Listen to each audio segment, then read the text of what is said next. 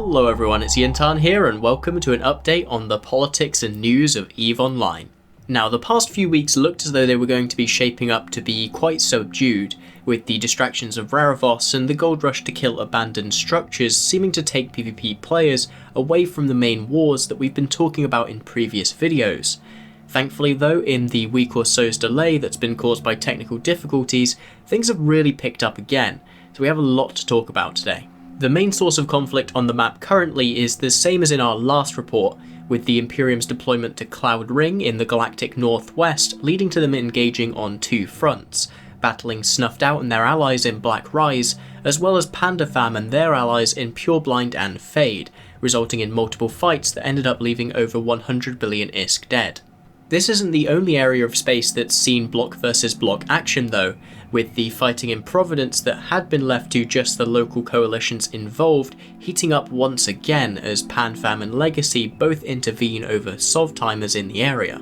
Action between these same two blocks has also continued in Kesh, but with much less intensity as June's dragged on, with no fights breaking the 100 billion ISK mark, and engagements mostly focusing around each side trying to defend their current holdings, rather than attempts to expand it.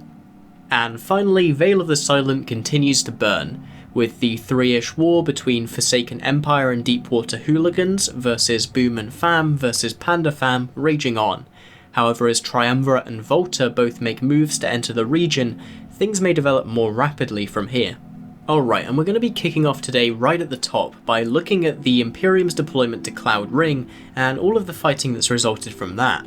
But to do so properly, I think we need to look at each of the two fronts that they've been involved in here individually, as the Imperium has been deliberately opaque in who exactly they intended to deploy against, with Pandemic Horde, Snuffed Out and even UFC all being raised as potential targets. And whilst to me this just seems like a move that's intended to allow them to focus on whatever weak link they can find, it does make it harder to put together exactly what the Imperium is doing on a wider scale. So instead, I'm going to let the fighting talk for itself. Let's start by looking at the region of Black Rise, and this area of space is currently home to many low-sec groups such as Snuffed Out, Pen is Out, Waffles and GMVA,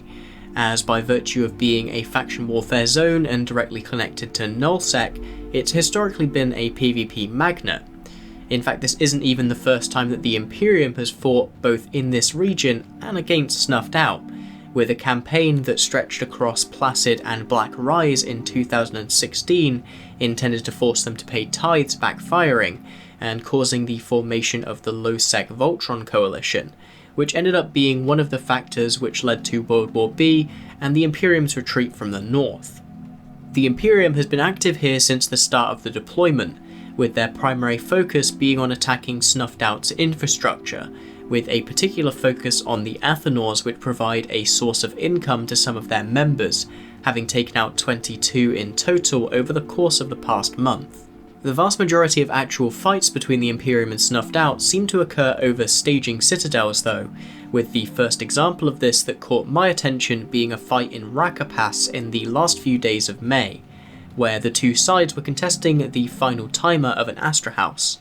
And this battle is a little smaller than ones that I normally look at, but there are a lot of little nuances here that I think are worth covering. First of all is the presence of two Titans on the battle report, which might seem a little out of place given the lack of capitals fielded by the Imperium for this fight. But rather than being capital killers, these Titans are in fact dedicated anti-subcap sniping Titans, something that would be insanity in nullsec, but thanks to the lack of bubbles, can be pulled off in lowsec with some regularity. And in this case, it enabled Snuffed Out to volley off two of the hostile FCs despite them being in Monitors, the tankiest subcapital ship in the game. This tactical use of supercapitals against subcapitals is something that we're likely to see Snuffed Out continue to use, as it's a huge force multiplier to bring to the table, and as such the question becomes, how does the Imperium adjust to try and counter this in an environment where supers are a lot harder to catch going forwards? Thanks in part to this advantage, Snuffed Out were able to handily win this fight, killing 13 billion and losing 500 million, as well as securing the objective, although the latter part wasn't entirely down to the defenders' actions, with CCP announcing an emergency downtime during the course of the fight, which allowed the repair timer to tick down considerably on the structure without either side being able to intervene. The next fight that really stood out was a lot more bloody, and something that I'd actually hoped to catch live after getting word of a large number of structures around Rakapass being reinforced, presenting a mixture of armour and hull timers for the Imperium to contest. But after the main Fortizar ticked down its repair timer and no contesting fleets arrived, I decided to log off, which means that ultimately I'm not entirely sure what structure ended up being the one that the two sides fought over, with a mixture of Raytarus, Athenors and Astra houses being left. But what I can tell you is that it took a little over 5 minutes for the subcap brawl between Imperium sacrileges and Snuffed Out Macarials to escalate into a dread brawl. And whilst outnumbered on the subcapital side, Snuffed were able to deploy nearly as many dreads as the Imperium, with 63 on their side to 67 on the Imperium side, keeping the DPS race relatively even. So whilst the Imperium ended up holding the field, this left the final results of the fight at a near tie, with the Imperium killing 142 billion and losing 140 of their own, although 10 billion of those losses do come from a cheeky post-fight hot drop onto some looting Rorquals. The latest and most important fight to break out on this front though follows a bit of a different path. Rather than being on the defensive, last week Snuffed Out counterattacked, anchoring an Astra house off of the Imperium's capital forward staging in the system of Ninmalia. This initially led to a subcap fight that wouldn't be of the size I normally cover, with Macarials and Sacrileges dueling it out until the Astra house finally fell. But following this, the Imperium FC relocated his carrier squad to an Astra that's on grid with the station in the system 70 AU away. Snuffed Out followed and were able to tackle them whilst untethered, leading to a massive defensive escalation from the Imperium, as dreads piled in to try and kill apostles and neutralise the Snuffed Out fleet before it could do any damage to the carriers, which was then met by escalation from Snuffed in return and sparking yet another dread fight. Siege Green and Fraternity, two members of PanFam, were also active in this fight and escalated with their capitals alongside Snuffed here, although as can be seen from the footage, which is a Siege Green perspective, they're not blue to one another. This does indicate an enemy of my enemy situation developing, and it will be interesting to see if this relationship continues in future fights, with PanFam aiding Snuffed and maybe Snuffed aiding PanFam. Ultimately, the ISK war here went in the attacker's favour, with Snuffed Out, Siege Green, Fraternity and Infinity Avenger killing 388 billion whilst losing 146. Nominally, the strategic objective went the way of the Imperium, although I doubt too many people will be celebrating over the death of the Astra as a result of this fight. During my interview with Haiwanto following this fight to get details about it, I asked him what impact he thought the Imperium's campaign was having on Snuffed and their ability to operate, which he responded to by sending me this picture of his Citadel hangar and asking me to share it with the audience, which I think gives quite a clear message of already replaced. But that's a refrain we've heard both from and directed at the Imperium a few times in the past, so as far as I'm concerned, who'll come out on top here is still yet to be decided, and given how explosive the action has been, I'll be keeping you informed of all of the twists and turns. The other front of this deployment from the Imperium is weirdly almost a mirror of what's been going on in Black Rise, although taking place in Nullsec across the regions of Pureblind and Fade.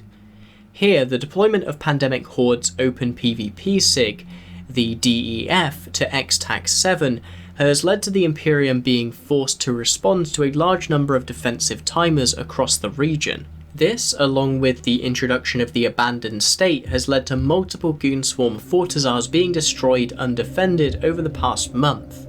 But more interestingly than that though, it served as the reason that the Imperium and PanFam have clashed repeatedly in mostly subcap battles, like this one that took place in K4Y over the final timer of a French Connection Fortizar,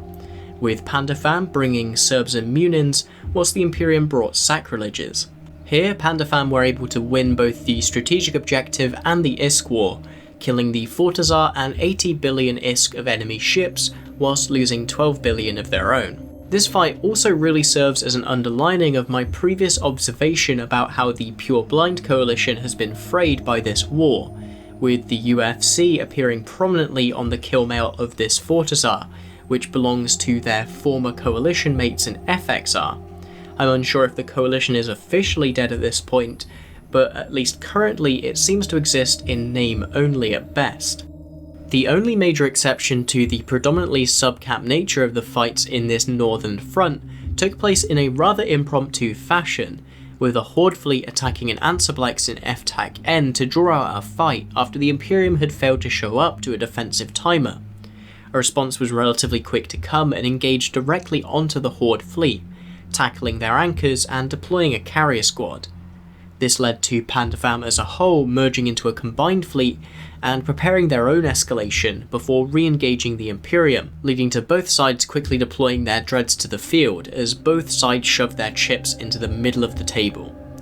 And PanFam came out comfortably ahead here, losing 82 billion ISK and killing 317. The most interesting thing about this theatre to me though is the sheer density of fights that are coming out of it, as whilst relatively few of them hit the 100 billion ISK point that I use as a soft benchmark for needing to be talked about, it seems as though every day there is just another 10 to 50 billion ISK subcap battle report for me to take a look at, and I'm curious to see just how long that can be sustained given the nerfs to income that are in effect for both sides. Now, moving on to a slightly smaller in scale but no less contentious part of the game, it's time to talk about the Vale of the Silent, where I've been assured that every alliance in the region is completely independent apart from whoever the person I'm talking to is currently fighting, who is a blue donut loving batphoner that can't fight on their own to save their life. In the past couple of weeks, the usual back and forth of Forsaken Empire and Deepwater hooligans going up against PanFam has continued over a variety of objectives,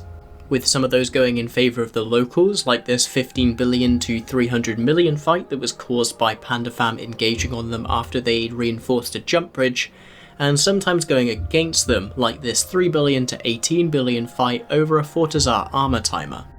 What's really changed though is the introduction of a pair of new alliances to the theatre, starting with Volta, who've deployed to the nearby low-sec system of Harkonnen and have since begun to get involved in all of the content they can. Now, their start in the region was relatively inauspicious, with them taking part in what was referred to by all sides as a clusterfuck, as Fam and Boom with minor PanFam backing defended their Astra House from a combined force of Deepwater hooligans, Laserhawks, Dreadbomb and Volta, leading to the objective and the ISK war both going the way of the defenders, who killed 11 billion and lost 4.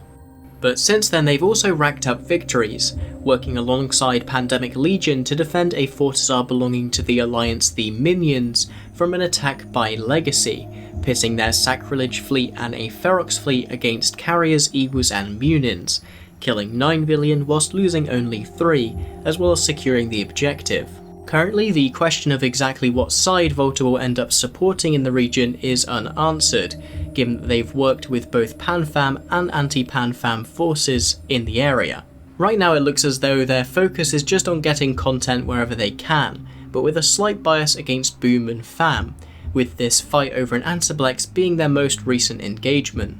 Volta are not alone in seeing the content available in the Vale of the Silent and deciding that they want in though, with Lord of the Worlds handing over the ownership of one of their Fortizars to Triumvirate, who in turn moved a sizable capital and sub-capital fleet into the region last weekend. Given that Tri are a member of PanFam, it's fairly certain where their loyalties in this conflict will lie, supporting Lord and Scum whilst attacking Forsaken Empire. However, we can't be entirely sure that Tri are even aiming to get involved predominantly in the Vale conflict at all, with the biggest fight that they've been in so far actually taking place in Tribute, with them bringing a Tengu fleet to face off against Toilet Paper and Trigger Happy's Drake Navy Issue and Nightmare fleet, and in the resultant fight losing the ISK war, going 4 billion ISK killed to 11 billion ISK lost. Now, with so many moving pieces being added to an already very complicated region, we're going to have to wait a couple of weeks for everything to recrystallize and for the balance of power here to become more obvious. But fortunately, the actual game isn't the only battleground for this war, with my Discord server proving to be just as fertile an arena for shots to be fired back and forth on, making me ponder if I need a dedicated shit-talking channel for ongoing wars so that we can all spectate from a safe distance. Alright, now if you remember my last video, I talked about how Providence had quietened down a little, with outside forces like Legacy and PanFam intervening less in the conflict that had been taking place between Proviblock and Wrecking Crew. That was almost immediately proven wrong after I published it, with the reinforcement of GTAC 5 proving to be the spark that brought both blocks' attentions back to Providence. Both local forces, Proviblock and Wrecking Crew, formed up Macario fleets, and PanFam and Legacy both formed up Munin fleets. Legacy was then able to set up to intercept PanFam and Wrecking Crew on their way to the timer, controlling the H6 gate in 9UI after Titan bridging in from ERVK, which ended up resulting in an hours-long subcap grind, only punctuated about 2 hours in, with Legacy committing a handful of dreads to clear off Wrecking Crew apostles. With both sides so heavily committed to the fight, even Titan bridging in more reinforcements as it went on, the Sov timer ticked down with relatively little interference, giving Proviblock and Legacy claim to the objective, but PanFam and Wrecking Crew were able to pull ahead in the ISK war, killing 95 billion whilst losing 84. Following this, we had what appeared to be a relatively quiet period, with action taking a downswing as both sides were able to use the new abandoned Citadel mechanics to clean up the local area. But just a few days ago, we had another big block void brawl over the KVP, iHub and TCU, although this fight spread across a number of systems, making a combined battle report messy to look at. From what I understand, Provi and Legacy were able to move around the slower capital-reliant Wrecking Crew Mac doctrine with their Munins, and sacrifice innumerable Mallas to elongate and eventually win the timer, as well as securing an ISK victory, killing 32 billion and losing 16. Now, I'll admit I'm not entirely sure what sparked this reintroduction of blocks to the area, but my assumption would be that one side has begun bat-phoning and the other is reciprocating, which could mean that we're entering a later stage in the conflict where one side feels like they need to win fights now or potentially lose the ability to fight at all in the future. Given that, the fact that Provi has been on the defensive and rumours have come to me from multiple sources that Wrecking Crew offered ceasefire terms to them, I have to assume that it's Provi who's feeling the pressure here. Still, this is a war that's been going on for nearly 2 years now, and Provi has been in bad spots before, only to pull themselves out. All I can really say is that I expect to continue to see more of these types of block-supported clashes over the coming few months, until eventually someone stops picking up the phone and we get to see what the natural order of things is in Providence. And finally, we have the region of Kesh, which has been through a period of relative quiet that seems odd given just how much fighting took place there that we covered in previous updates, with no fights over the past 3 weeks breaking the 100 billion ISK mark. But we have seen some action, most notably Nosek-Naya Shalopan successfully clearing Vindictive's Fortizar out of the region, which is notable just because Vindictive was one of the groups who initially started poking into this area and stirred up the war to begin with. And there was also a brief, odd moment where Nully Secunda popped up on the Sov map and took over the south of the region. Given that this is Pro-God Legend, a major Legacy FC's old alliance, I suspect he may have had something to do with this, but the ownership of the region stopped just as quickly as it had started, dropping just over 24 hours later. This is just confusing, so if anyone knows what happens here, please get in touch. The most notable fight that's broken out over this period was caused by the final timer of a Nosek-Naya Astra House in I6 TAC, which saw Legacy bring a battleship mix of Abaddons, Maelstroms and Rogues, along with an Eagle fleet to face off against Tempest fleet issues and Munins from the defending side, which ended with the attackers losing in both the ISK war and the strategic objective, with the Astra remaining standing and Legacy taking 53 billion ISK in losses, whilst destroying only 37. Overall though, this region has weirdly become more stable than a lot of the other places where people are battling it out. And whilst I do expect to see more fights like this as both sides test one another's limits, no moves seem to be being made here to try and shift the balance of power or push any groups out of the region, which makes me feel like it's become a bit of a secondary focus for both Legacy and PanFam. And with that, we're at the end of the news that I wanted to cover when I wrote this script on June the 17th. I know that there have been some significant developments in EVE politics in the couple of days since then, most notably with the Imperium's deployment in the north, and don't worry, I'll cover those soon. Anyway, a special thanks as always goes out to our Crassuses, Brood from Northern Coalition, Zolka Lando and Jessica, plus 2 donors who wish to remain anonymous, as well as to our other $5 and above patrons in January Valentine, Big Bada Boom, Czar, Dunk Dinkle, Miss Moses, Kem, the Ashfell Celestial Academy, Closer Canty, Crazy Daisy, Ulrich Bluthers, Omniscious Shardan, Jerziabo,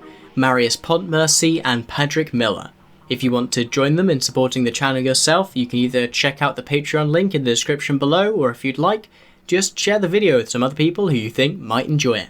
Until next time, have a good day and fly smart.